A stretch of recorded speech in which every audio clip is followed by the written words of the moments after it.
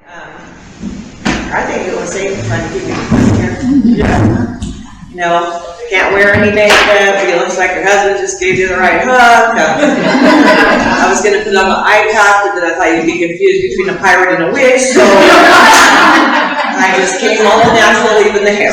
So, thank you. Who here doesn't know what Wicca is? Does anybody haven't looked into it? Everybody knows what Wicca is? You don't. So, just a brief little thing about it. Wicca is a earth-based religion, and it's also witchcraft. Okay? Some people look at it as a loving, giving kind of religion, which I thought I was in, and others make it very evil. Satanic groups and worshipers. So do with that what you will. Basically, you're worshiping false idols. So I want to take you back and talk to you about my childhood a little bit. And if I skip around, it's because I sat down this evening. I wrote this testimony about 10 years ago, and I was told I wasn't ready to give it. And so I didn't. And so today I sat at home on the couch, on Word, rewriting it so that I would make sure everything was smooth sailing. And then my husband walked in. And I went to hit save, and I hit something else, and it went away. I couldn't, he just walked out. So maybe it was God saying, this one was ready. I don't know. So anyway, I'm going to start by telling you I was raised with no religion in my life. Many of you may or may not know that. My mother was Catholic and my father was, I believe, Protestant. And once they got married, that all ceased in our family. I do remember seeing a few pictures of me on Easter, going to church, or maybe Christmas, but I do not remember the event. Easter and Christmas to me were Easter eggs and Santa Claus. Okay, so there was no praying over our meals or anything like that in my house growing up, just to kind of set the stage. And then growing up, I didn't really feel like I fit in anywhere. I was very tall, lanky, I looked like olive oil. That was my nickname all through school. But I'm going to tell you something that happened to me that was pretty iconic in my life, and then it goes on from there. I was 6 years old when my grandmother, Nana, died. That was my mom's mom. I was pretty close to her for 6 years old. She was kind of wicked. I don't mean like a witch. She was just mean. But I loved her for it. You get the candy dish and she'd stack her hand and be like, ooh, I'm going to do it again. Because she's going to be mad at me, you know. Just kind of antagonizing. But my Nana passed away. And I remember my mom crying. Her bedroom, my mom and dad's bedroom was right next to my room before they remodeled the house because that was not a good idea. And I remember my mom crying a lot over the death of her mother, which you could imagine. She was only 50 when my grandmother died. And it was just a terrible, unexpected death. So my mom is crying and crying and crying. I'm crying. And I don't know if it was a dream or if it was real, but I'll never forget it because it seems like it was just yesterday this happened to me.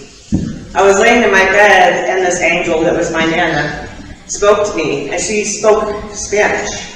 And I don't understand Spanish, but I did then when she came to me. And in Spanish she said, I love you, you're special, I'm okay, tell your mom not to cry. And in my dream, I don't know if I dreamt it again or if it really happened, I was only 6. I think I went into my mom's room and told her not to cry. She will not confirm that, I don't know, but I do know later on my mom and I did contact my grandmother through what I did through witchcraft. Okay, so I'm going to leave it there for now. Because when that happened, she looked angelic. Like you guys remember the Wizard of Oz in the north, the Good Witch of the North, and she had all these beautiful sparkly things around her. She looked heavenly. If that's what heaven could be to me, that's what she would look like. Something like an angel. So that was just the start of my searching, feeling awkward, feeling out of place. At times I felt like I was so alone and scared because she wasn't the only one I ever saw that was dead. I saw dead people. That movie, I see dead people. I could literally see dead people all the time. And as a young girl, that was very scary to me. I believe I was in my early teens when I started thinking that maybe I was crazy. I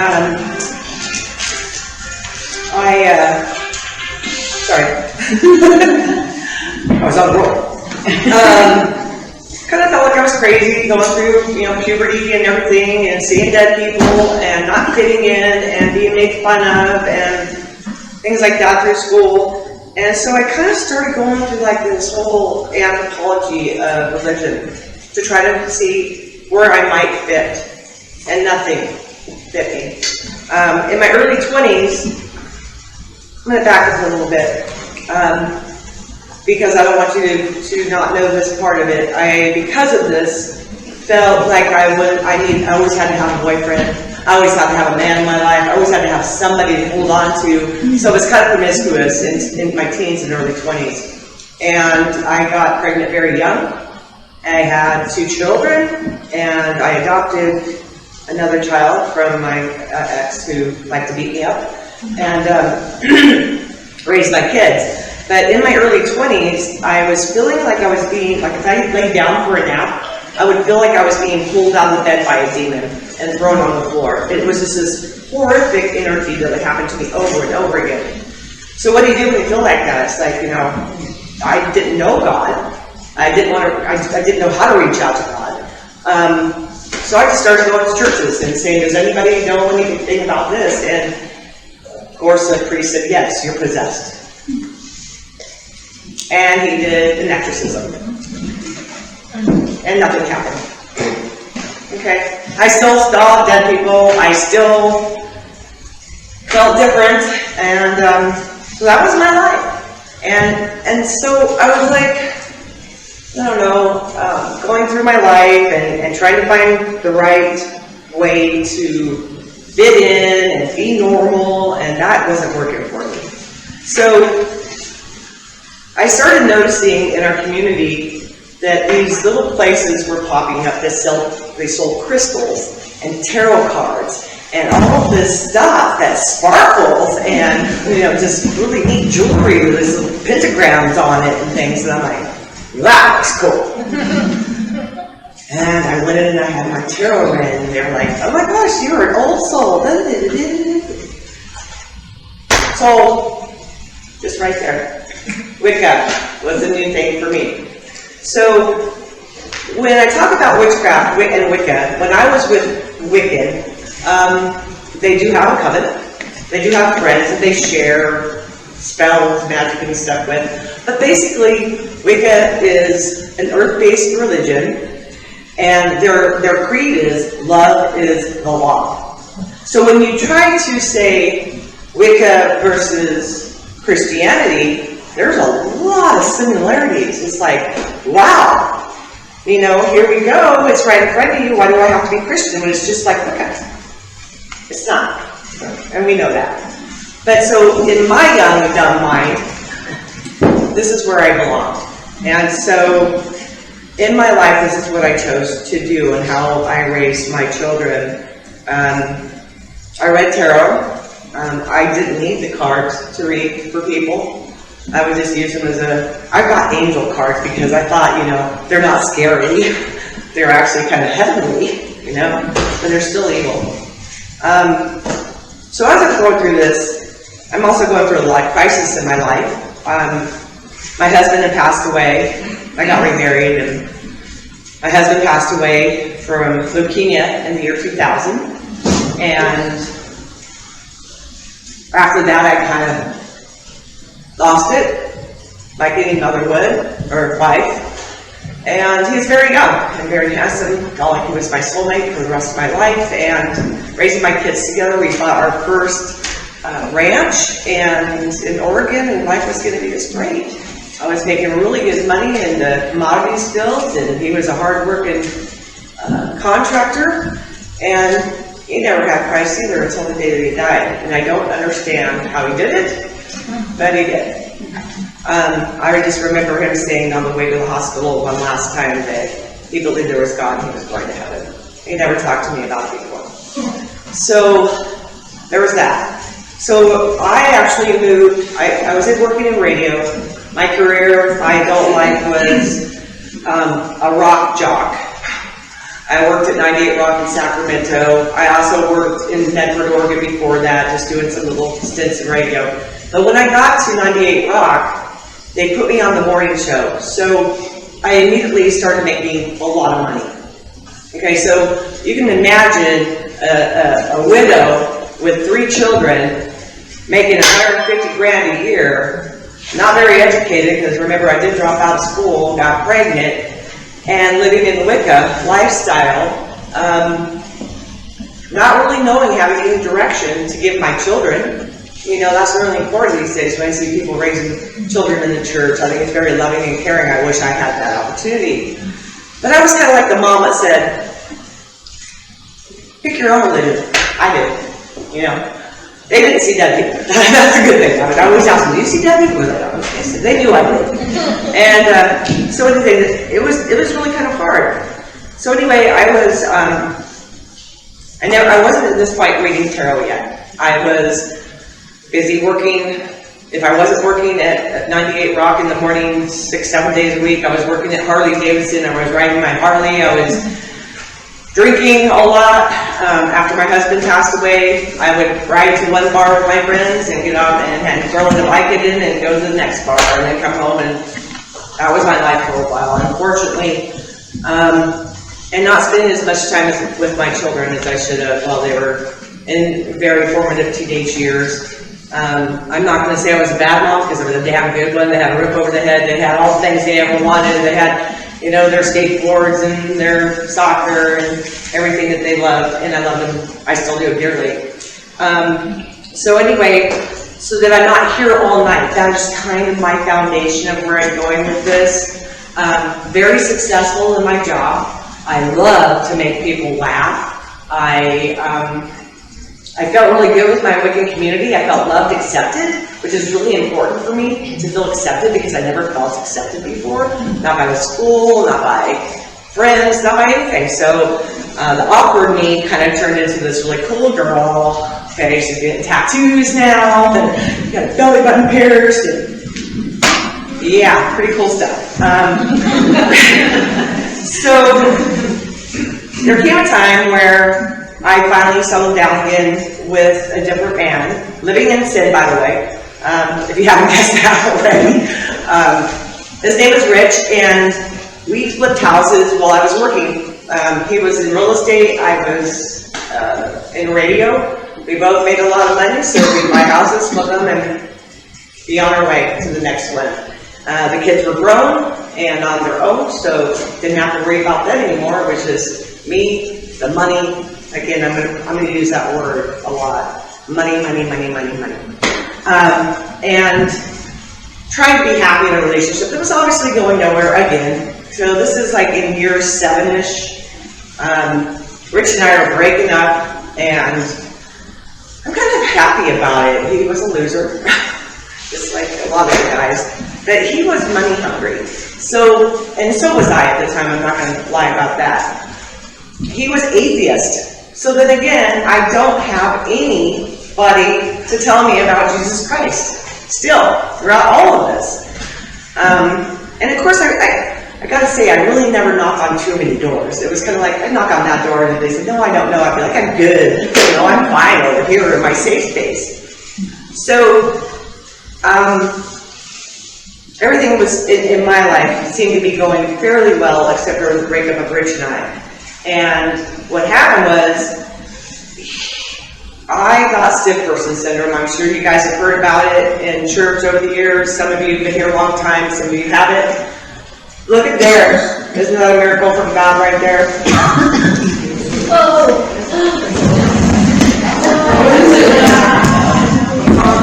Beautiful. It's loose.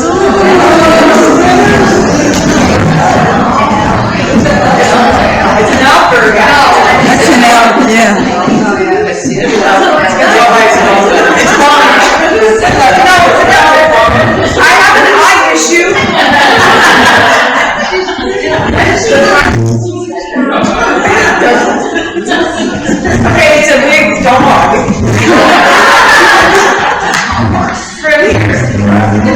Okay, I don't know where I was.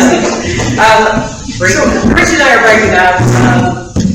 Money's always an issue. I get stiff person syndrome, and I had been sick for 2 years and nobody could figure out what was going on. My back was going out, I was doing all this stuff, and I'm not making fun, I'm not making light. I was literally, and stiff person syndrome, I'm not going to go over the whole thing, it's going to take forever, but it strikes 1 in a million. Celine Dion was recently diagnosed a few years back, and some of it's remissional. There's also jerky syndrome, which you just can't do anything but this, and there's also remissional.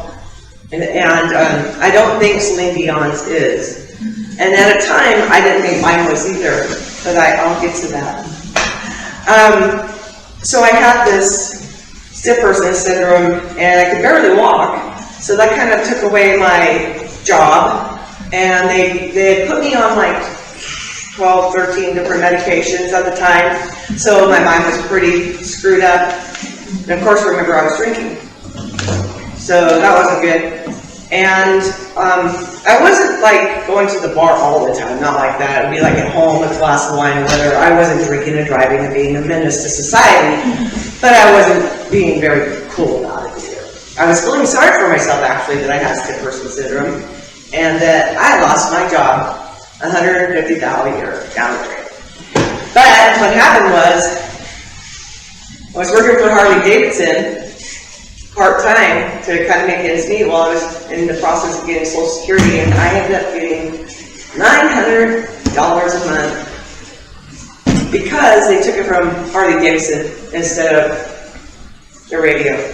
That was the last job I had for the last 6 months, so of course they're going to pay me the less they can, right? So here I am, used to money. I'm driving a 350Z, I'm living in a $200,000 townhome, which at the time was pretty nice. I have a brand new 4Runner. I mean, everything I ever wanted, I had. I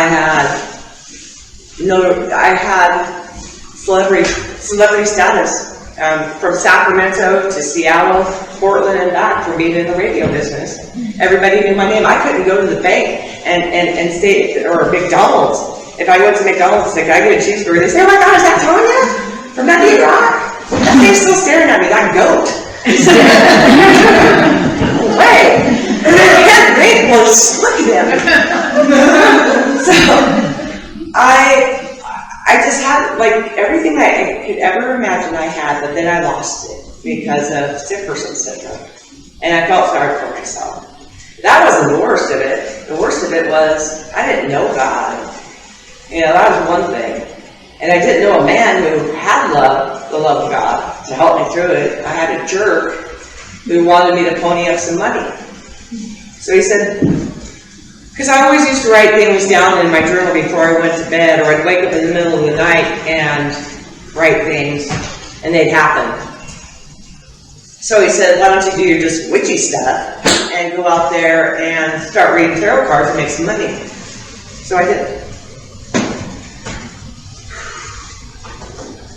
Okay, so before this, and I feel like I got my own hair. Before I started reading tarot, before I opened up my business, it was called Tanya the Witch. Pretty catchy, huh?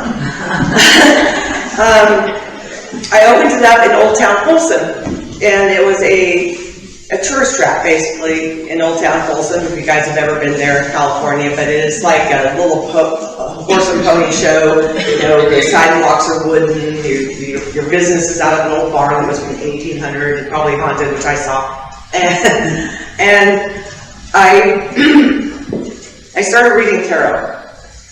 Now, I already saw dead people, so now I was seeing angels and demons. I could tell if somebody walked into my store what their problem was before they sat down.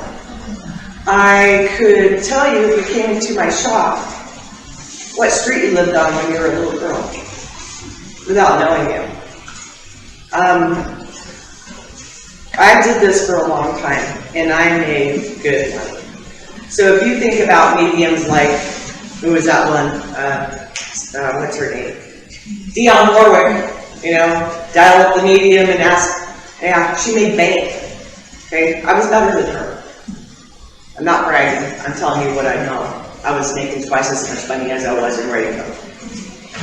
I was so busy that I had to hire 2 other readers.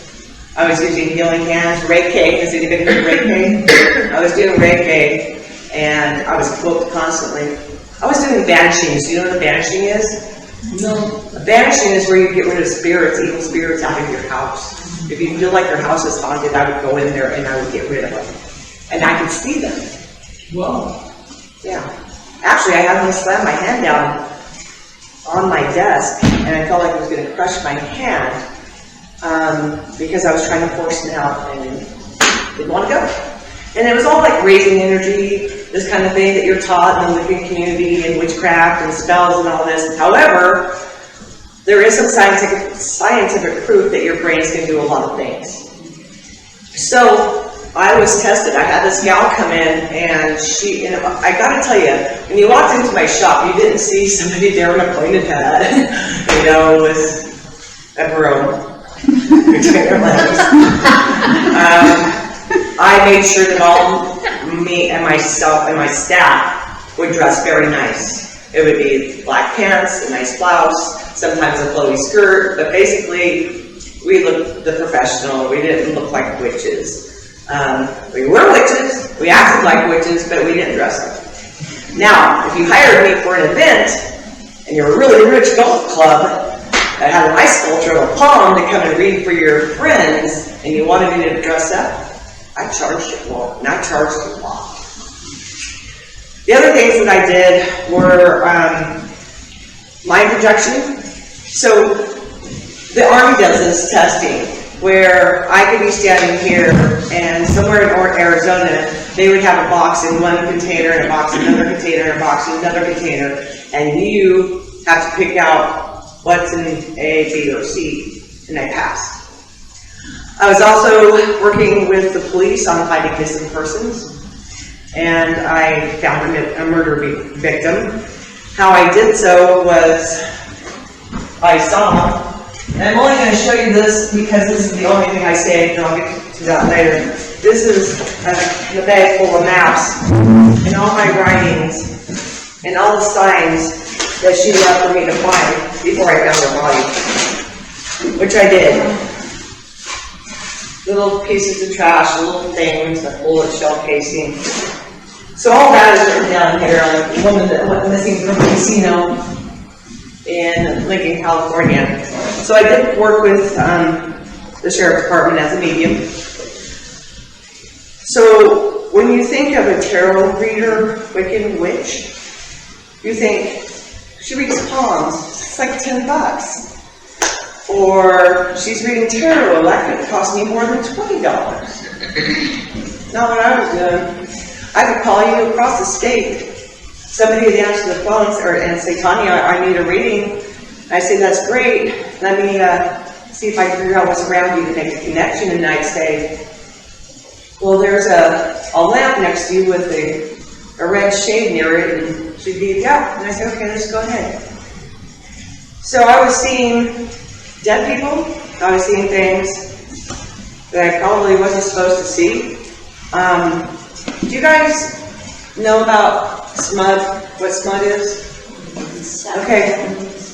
Yeah, SMUD is one of the bigger energy companies in California. It's like a Vista here.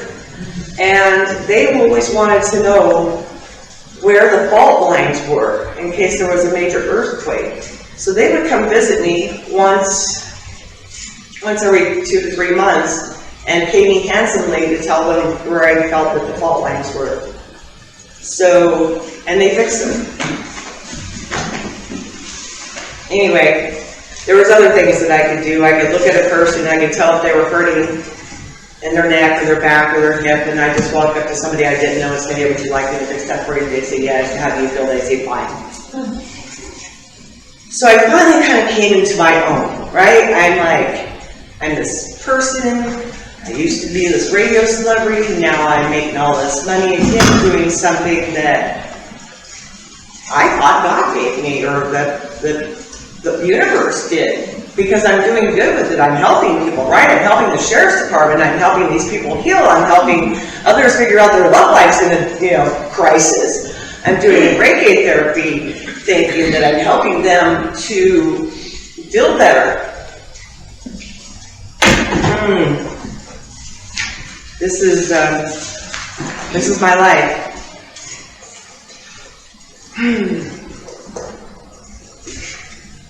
Okay, so basically, my Wiccan life in a synopsis was, I felt like I was gifted, and in fact, I wasn't. I was anything but gifted.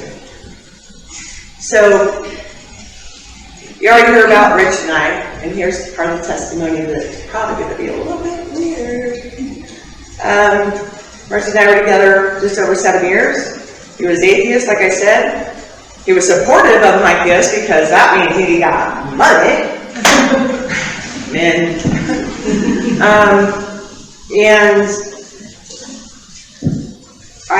when I started that shop, I had 800 square feet, and when I left it, I had 1,800 and was selling product into the candles of the Lord and the Lady, which is the false idols from the Wicca religion. And before I go into what happened with me and God, I'm going to tell you, I've used every excuse in the book not to become a Christian. Every excuse. I believe with all my heart that Wicca was the answer. It was accepted in the military. It was growing and growing and growing, and more people were into it. How could they all be wrong? But they were. So, one day, it's a Saturday, and I am at work, because that's where I always was, and I was by myself.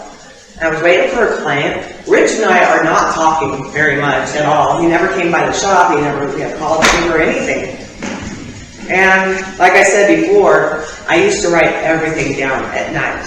Anything I could think of. If I woke up in a dream, I would write down an earthquake in Japan or whatever, and a week later it happened. Did all this stuff. So, I was busy getting ready for this client, and Rich called me, and then and he caught me totally off guard. And he goes, right off the bat, he said, "Who are the 3 angels?" I'm like, "What? Who are the 3 angels?" Now, he knew I studied religion, but I mean, come on. I mean, I don't know, there's Michael, Gabriel, Raphael, Donatello, the minstrels. I don't know. I didn't know. I remember parts of the Bible, but I didn't really have a good answer for it. And then right after that, he said, what does the second coming mean? And I was starting to get a little pissed, to be honest with you, excuse me, because I didn't want to hear what he had to say. And I go, okay, the second coming, if you're talking about Christianity, I guess that's when Jesus comes back and saves everybody, right? And then it hit me. I'm like, why are you asking me this? He's atheist, right? Why are you asking me about this? And he said, because you sat up in bed last night with your arms wide open, you said the 3 angels are here and the second coming is soon. Whoa.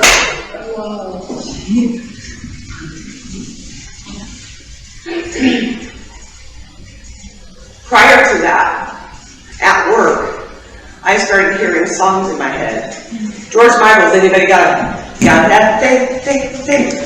I don't know if everybody here remembers that song, but it was big back in the 90s or 80s, George Michael's, and that song would not get out of my head.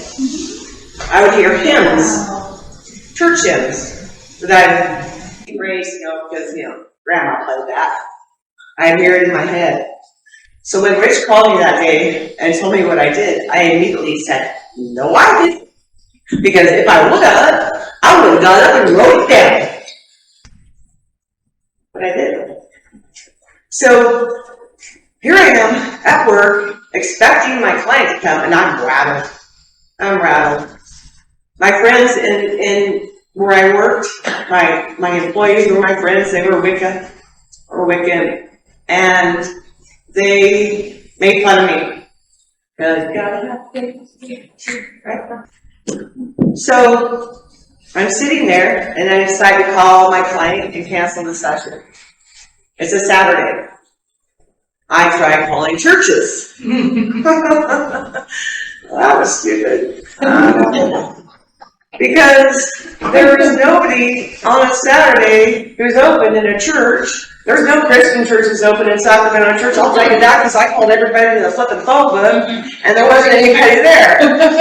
And I was just feeling really crazy. And then I finally got a hold of this one church, and I don't even know what the denomination is. I'm probably thinking something, but I don't want to say it. You know what I mean? I don't want to lay the blame on somebody. They told me I was a prophet. After I explained to them what happened, I'm like, good one. No, I'm not a prophet. So anyway, we were heading into the Christmas season, which for Wiccans, we celebrate Yule. And Yule is a beautiful ceremony, if you're not used to it. It's a Yule-type ceremony where you have a Yule log, and you cheers with friends, and you give a gift, and you receive a gift, and then you go home. And so I went to Yule after this, and I was sitting there, and it didn't feel right. It just felt awkward to me. It didn't feel like it used to. It wasn't any fun. It wasn't the fun that it used to be. And when I unwrapped my gift, my younger girlfriends had given me a plaque that said, "Faith." Oh. I still have it. So I kept that. And so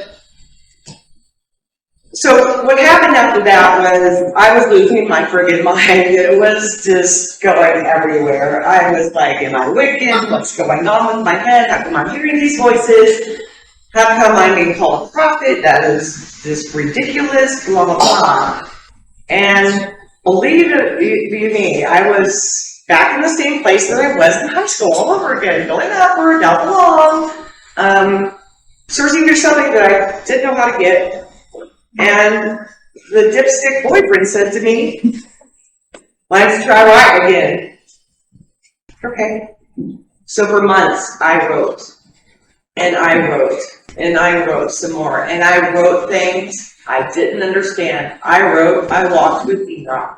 I didn't know who Enoch was. I couldn't spell it correctly on this page. I ran something beyond. Oh,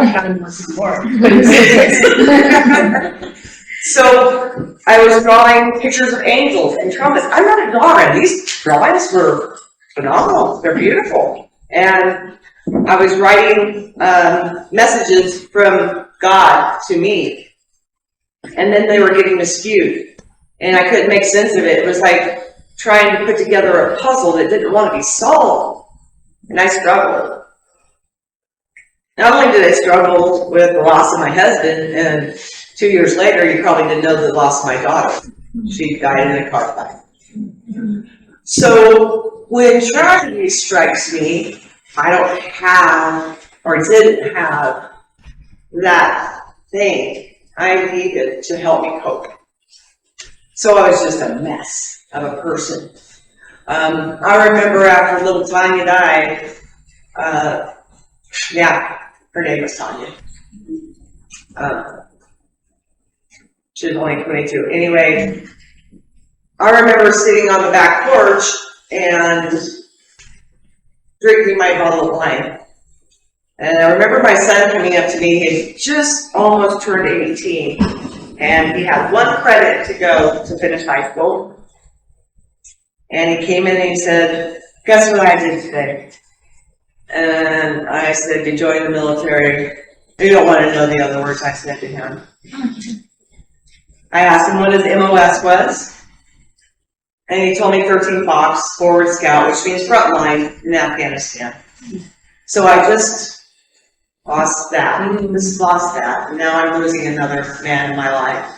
And now my son is going away to war. And I lost it. My basket done dropped. And I remember during this time sitting on the back porch, drinking my wine, feeling sorry for myself, and I looked up and I said, "God, is that you?" And I was listening. I didn't hear anything. And all of a sudden I felt this like light tingle on the top of my head, and it spread down and it went down like kind of like goosebumps, but not. And then tears just started streaming down my face. I was like, whoa. I knew right there was a God. I knew right then I was being called, but I didn't know exactly how. So believe it or not, I had shaman friends. It's crazy now. Wiccan, shaman, you name it, I have friends. And I called her up. She was a very older than I was back then, very wise woman to me. And she just said, you know what? You can either go crazy or you can go with God. What's your choice? And I said, God. And I'm forever grateful I did that. Without Christ, not only would I still see dead people, which I don't anymore, but I wouldn't have that pillar to lean on. I wouldn't have the strength to be here talking to you about my life. I would have probably committed suicide over the death of my husband, my daughter, and my life. Feeling so just ashamed of what I was. One of the hardest things I think I've ever had to do was to accept the fact that Wicca was just a phase that led me to Jesus Christ. So I left. I closed up my shop. I left California again, and I came up here again, and I started coming to church with my mom and dad, and we came here. It was really cool because I had this opportunity to reach out to Pastor Scott and sit down with him and show him the writings and the drawings. And he even told me who Enoch was and why I couldn't find him. He said it's not in the book, but you removed that, but took that part out. It's in the Old Testament, and it's spelled the same wrong. That's why you couldn't Google it. He said, after he read about 45 pages of it, that he believed that at that time, what I was writing was God and Satan fighting for my son. Wow. And I cried. Like I got out. I cried because I didn't know how powerful Satan was until that day. Boy, is he powerful. But our God is more powerful. Amen. So I'll cry for a second and I'll be right back with you. So after Pastor Scott and I met, he had asked me what I thought about doing with all my stuff. I had piles of cards and Wiccan plaques and books of shadows is what we kept our journals in because it was cool. I had goblets of the pentacle on and all this. I had wands. I had crystals. I had a license plate that said love is the law, and I have it tattooed on my back. Now, with that said, love is the law. It's just not the wicked law. Okay? Right. So he asked me what I thought I should do, and I said, I don't know. And he said, if I were you, I'd burn it. So I went home, I threw it all in the burn pile, and lit that sucker up. And it didn't ever faze me again. The problem I had was balancing, transitioning from Wiccan to Christian. It wasn't easy. I did not see dead people anymore, which is great because I remember walking through Gettysburg one time and all these soldiers that are in unmarked graves are telling me what their names are. Whoa. And it's overwhelming, and you're like, I can't help you. You know, it's too late. I know the birth date of the unknown soldier. They told me. Or did they?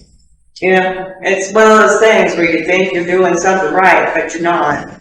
The other thing was, I thought I was helping people with spiritual counsel, and maybe I did, but not in the way God would. In the Bible, God makes you perfect, right? So how can a little girl at 6 years old have these things, have this sight, have these gifts, and then grow up and turn them into something that wasn't supposed to be used for? And then God comes into your life and He takes them away. Now I don't have the hands. Now I don't have the sight. Now I don't have any of that. It was horrible. There were times I didn't want to come to church because I couldn't believe it. And things started happening miraculously. My body, I used to walk, and Valerie can testify, I'm sure Laura can testify, we have a whole friend that can testify. I used to walk with a cane when I first came back here because my back was all jacked up with stiff person syndrome. People would lay hands on me, and I'd come back from like the Mayo Clinic or Atlanta or wherever, and I'd be fine. But as humans, we own it. We take it back from God because we have to have this hurt, right? We shouldn't, but we do. At least I did. And so I moved down to Tennessee for a little bit with Johnny. Married Johnny, was down there. And I got very sick, and I lost the use of my legs. And it took about 6 months for me to walk again. I had to have this guy come into my house and move my legs and stuff, and it was a horrible time because I felt like, where are you, God? You know, I'm here now, I'm yours now, and now I'm not walking. But guess what? He let me walk again. The other thing is that He's done, aside from being loving and just my rock and your rock, He's healed me in more ways than one. He's healed my mind. He's healed my spirit. He's healed my hands again. I can lay hands to anybody who feel like they're sick. You let me know. And I'm doing it correctly now, in His name only. The other things He's done for me is He's let me see the truth. You know, big fat lies, big up. And other religions. False idols are not. I mean, they're just not God. So, whenever I feel alone, scared, shattered, heartbroken, which happens to me quite a bit, more than most people would think, I've got God. The other thing I noticed just recently, God has pushed me to the limit. I'm 60 years old. I just recently passed my medium hack test with the fire department at 60. This is 2 miles under 30 minutes with 25 pounds on. And it's extremely hard to do. At my age with stiff person syndrome, I shouldn't be able to do it. And I did. He also put me into the line of work caring for others with the ambulance and being an EMT and other things like that I had given up on when I was younger. When I was younger, I wanted to be a CNA, then an LVN, then an RN, but I quit because I was done. So He's led me onto this path. And not only that, He graced me with the ability to travel this beautiful earth. I got scuba dive in the Red Sea. Right where Moses was. That was pretty amazing. And I'm not talking about gifts like monetary gifts that the Lord gave me, because I'm broke feet right now. But I'm talking about the physical gifts that you need to treasure, and the memories and the things that He does for you that you don't always say. That's a blessing. You know, I am blessed by the Lord above. He sent me a new husband. That's really kind of an amazing guy. He's still a husband, but you know what I mean. And you know what? That husband loves God too. And he and I started coming back to church because of that. We want our marriage to be the foundation that God wants to be on. In fact, I didn't marry him until I went until I with Mary. Because that was important to God. So he took someone who was a little bit, okay, maybe a little bit promiscuous, and had her marry an alcoholic who had been sober for 33 years. So guess what that did for me? God gave me a husband that didn't drink so that I didn't overdo it. I mean, from looking back to where I was with Becker and the bottles of wine that I tossed over my balcony to having a husband that kept me from going out to the bar. He didn't say, Tanya, you can't go. I loved him. And so I did. I quit going there. I don't like it there anymore. It's not my scene. It's not my thing. Plus, you know what? If you're drinking, you can't be on an ambulance or driving anywhere. None of you should, no matter what. So, when, get a little bit sideways here. After this, my eyes were opened to the miracles that God had set in front of me. I had walked by a man in a plane one day. It was probably one of those times I came back and did cartwheels in front of everybody. I was boarding a plane or stuck somewhere, I want to say Minneapolis, and this older gentleman with a huge Bible, I mean big Bible, is standing here like this, and he was very clean cut, very well dressed. And he said, and I'm walking down the causeway to the plane with my gimpy stick, and he said, can I pray for you? And I said, absolutely. So we sat right there and he prayed, and I'll never forget his Bible because it looked so brand new and it was gold leafed, and the gold leaf was, I don't know what to say. I got on the plane, I felt okay. We stopped the second stop, we had another snowstorm. He came up behind me and he said, how are you feeling? I said, I don't know, I haven't really thought about it. He said, try walking. I got up, I walked, I didn't hurt. And then I looked around. He was gone. Whoa. I came back and I told my parents, I told everybody about it. I was like, you're not going to believe this. I just all need to believe it, you know. And it wasn't like I see dead people now. It's like, this guy was real. He spoke to me. He saw me twice. And he healed my body. So that's not, I mean, I can go on forever, but I know we're not going to be talking here for 2 hours. So still being able to, see pain, lay hands, no drug addiction, obviously being able to understand that there is a heaven. I remember there was a time I went into a stiff person spell and I coded, and I saw and I felt my late husband's hand reach out for me. And I went like this in that moment, and he pulled his hand back. And about that time, the bells and whistles are going off, and the boyfriend I was telling you about earlier says, hey, wake up. And I looked at him, and I said, am I alive? And he said, yes. And I went, crap. Where I was so unbelievably peaceful, warm, light, which made me release all of the hurt of losing Ed, my Nana, my daughter, and anybody else that's come into my life.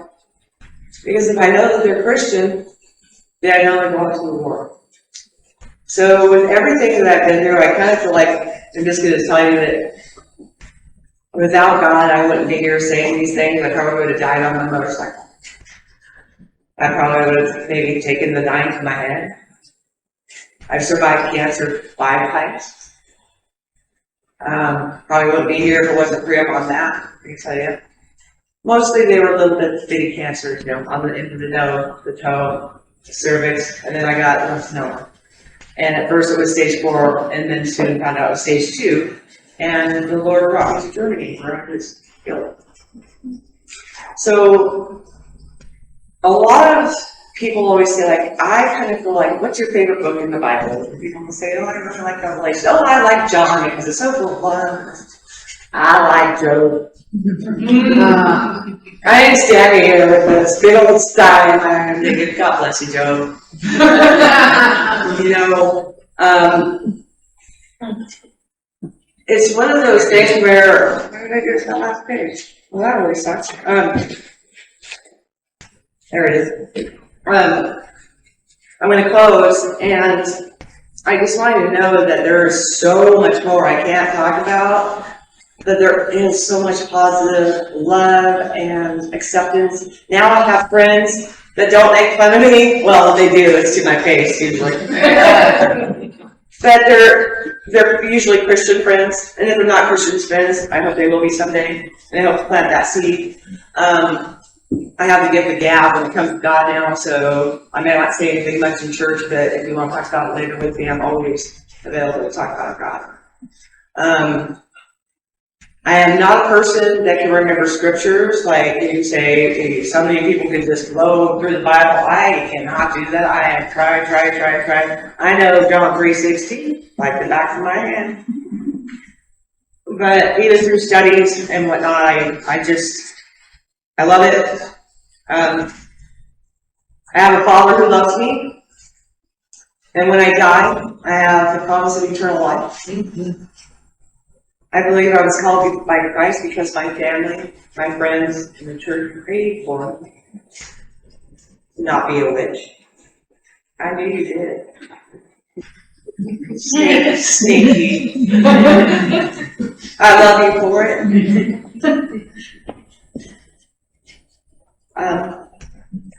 Never underestimate the power of prayer, because that's why I am no longer wicked. Power of prayer changed my life. Job 28:28. The fear of the Lord, that is wisdom, and to depart from evil is understanding. Thank you.